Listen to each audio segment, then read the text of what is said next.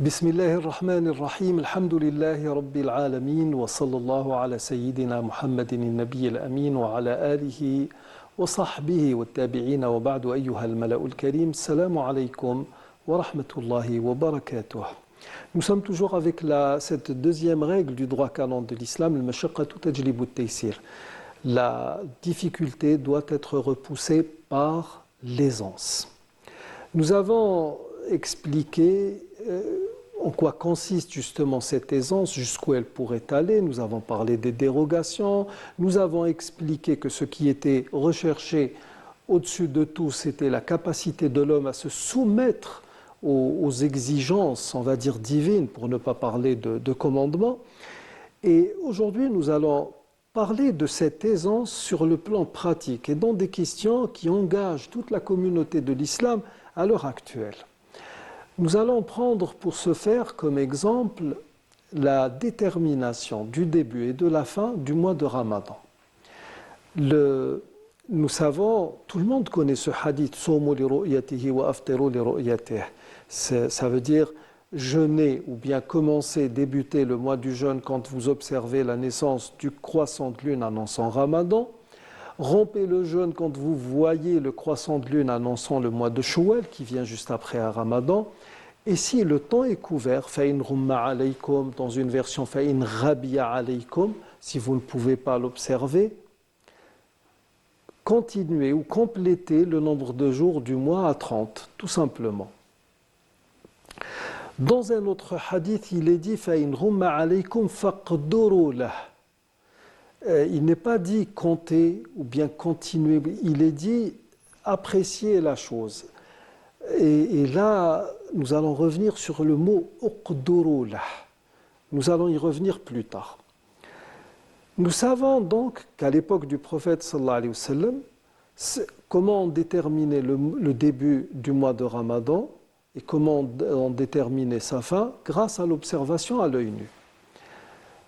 Et nous avons aussi, concernant cette observation, un autre hadith rapporté par le Bukhari et Muslim d'après Aïcha radiyallahu anha qui nous dit que كان رسول الله صلى الله عليه وسلم يتحفظ لشعبان ما لا يتحفظ لشهر آخر, c'est-à-dire qu'il prenait en considération le mois de Sha'ban comme il ne le faisait pour aucun autre mois. Pourquoi? Parce que c'est grâce au mois de Sha'ban qu'il allait déterminer le début et la fin du mois de Ramadan. C'est-à-dire qu'il accordait une attention particulière au mois de Sha'ban. Et puis, c'est à partir de là qu'on allait travailler sur le mois de Ramadan. Ce qu'il faut savoir, c'est que ce que nous avons l'habitude de voir est que la veille ou l'avant-veille du mois de Ramadan, dans ce que nous appelons la nuit du doute, Laylatul Shak, c'est quelque chose qui se fait chaque mois, chaque nouvelle lunaison. Lajnat al-Ahilla devrait ou doit normalement se rencontrer chaque mois pour déterminer la naissance du nouveau croissant de lune annonçant Shawwal, Rabi' Awwal, Rabi' Thani, Jumada, Safar, Rajab et j'en passe. Et donc, le prophète sallallahu alayhi wa sallam procédait par une méthode très très simple qui consistait à observer le croissant de lune à l'œil nu. Mais ce qu'il faut savoir, c'est que les gens qui sont experts en la matière ne sont pas des gens qui viennent et qui regardent, qui voient s'il y a un nouveau croissant de lune ou pas. Parce que ce croissant de lune, il va falloir le détecter quelques minutes, pratiquement une dizaine de minutes selon les experts, avant le coucher du soleil. C'est-à-dire que les gens qui sont censés voir le croissant de lune sont des gens qui ont une très bonne acuité de contraste. Il ne s'agit pas d'avoir une vue d'aigle, comme dirait l'autre, ou d'avoir une vue à 10 sur 10, ou même un peu plus, comme c'est le cas pour certains pilotes, par exemple, de chasse. Non, il faut savoir détecter une lumière faible, ou être en mesure de détecter une lumière faible au-dessous d'une lumière dominante. Et donc la chose déjà n'est pas aisée pour tout le monde. Il y a des gens qui sont aptes à faire cette observation à l'œil nu. Maintenant, cette observation à l'œil nu, est-elle une obligation religieuse ou est-elle seulement une indication, une orientation visant à alléger le culte? Beaucoup de savants sont dans cette logique, c'est-à-dire que si le messager de Dieu alayhi salam a dit « Sumu li ru'yatihi wa aftiru li ru'yatihi », c'est tout simplement parce qu'il avait indiqué à ses contemporains la manière la plus facile de procéder à cette observation.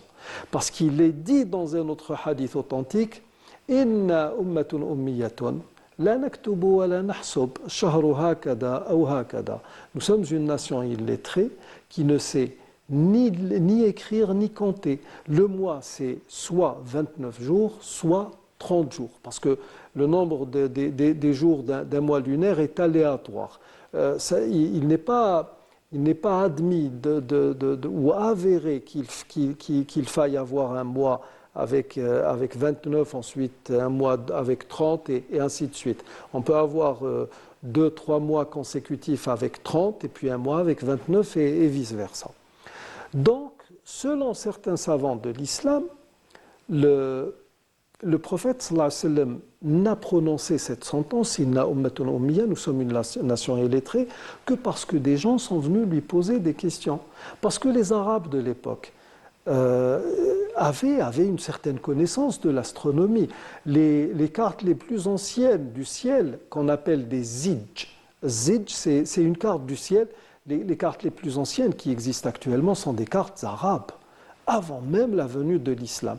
Et ces gens du désert arrivaient à s'orienter, à trouver leur chemin, même en pleine nuit, en suivant uniquement les astres. Donc la question n'était pas difficile pour eux et le calcul était connu chez les Arabes de l'époque. Donc on est venu voir le messager de Dieu, alayhi salatu salam, et à ce moment-là, il a dit, non, nous sommes une nation qui n'est pas très très au point en termes d'instruction. Et à partir de là, vous avez la méthode la plus facile, c'est celle-là.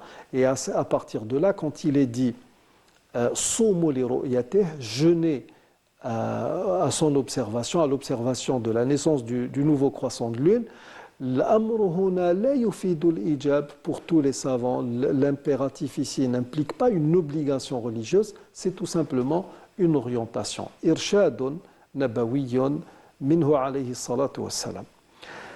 Et maintenant, il y a beaucoup de gens qui vont vous dire « Ah non, non, non, comment pouvez-vous dire cela ?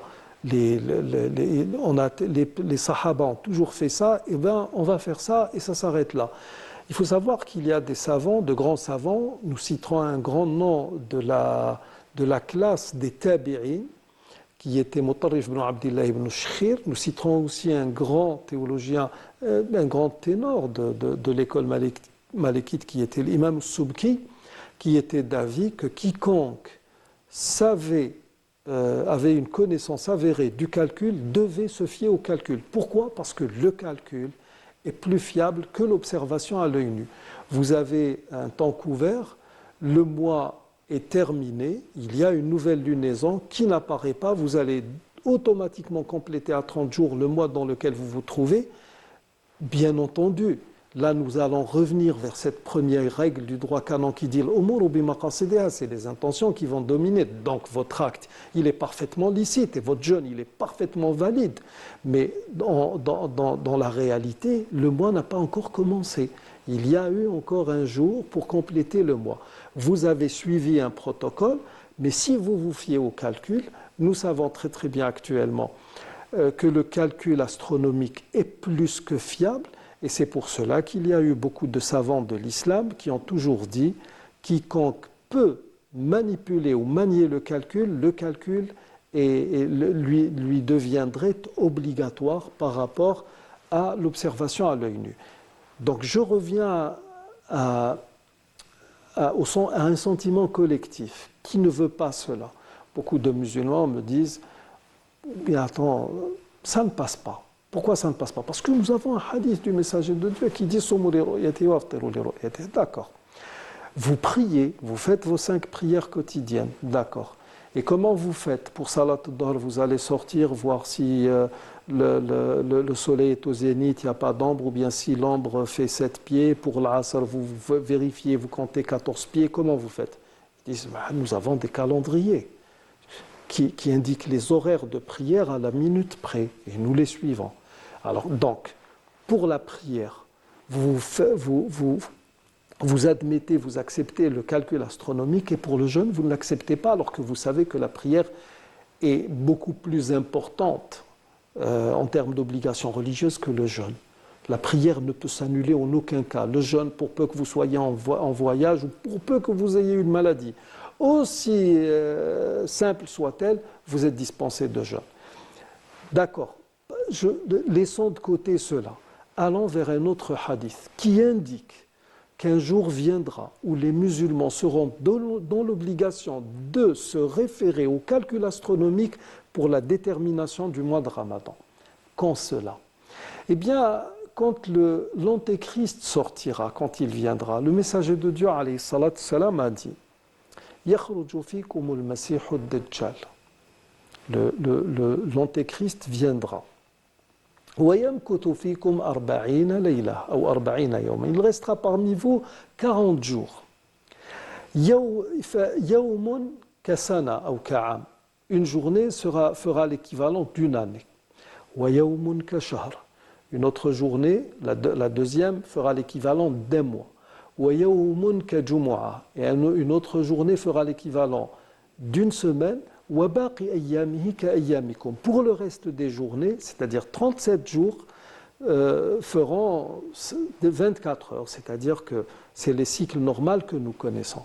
Même si l'on se fie actuellement à la résonance de Schumann ou la fréquence de Schumann, les physiciens nous disent que nous sommes en train de vivre 16 heures par jour, pas plus. C'est pour cela qu'il y a ce que le messager de Dieu alayhi salam appelait « taqarubu zaman », c'est-à-dire une accélération du temps. Cette accélération va se faire, on parle du temps, avec une diminution de la vitesse de rotation de la Terre jusqu'à provoquer un arrêt total. Cet arrêt sera tellement brutal qu'il opérera un retour en arrière pendant 3 jours, qui fera que le soleil apparaîtra à l'ouest. Donc, puisque nous sommes, je vous dis cela au passage, parce que nous sommes en train de parler de l'antéchrist. Et donc, quand le messager de Dieu, alayhi salam, a parlé de tout ça à ses compagnons, on lui dit, et cette journée qui fera l'équivalent d'une année, comment allons-nous prier? Est-ce que nous ferons 5 prières uniquement, ou est-ce que nous ferons 5 prières par 354 ou 55 jours. Il a dit, là, non, vous allez prier l'équivalent d'une année. Vous allez procéder à un calcul qui vous permettra d'observer vos prières à chaque fois qu'elles surviendront. Donc, il se peut que l'on ait un mois de Ramadan dans la sphère jour, comme il se peut que l'on ait un mois de Ramadan ou que le mois de Ramadan se fasse dans la sphère nuit. Dans tous les cas de figure, le prophète sallallahu alayhi wa sallam nous exhorte concernant le jeûne du mois de Ramadan et la prière au calcul astronomique. Donc, la facilité, si nous devons aller vers le calcul astronomique, nous y avons parfaitement droit. Nous arrivons au terme de l'émission d'aujourd'hui. Je vous remercie d'y avoir prêté attention. Wassalamu alaikum wa rahmatullahi wa barakatuh.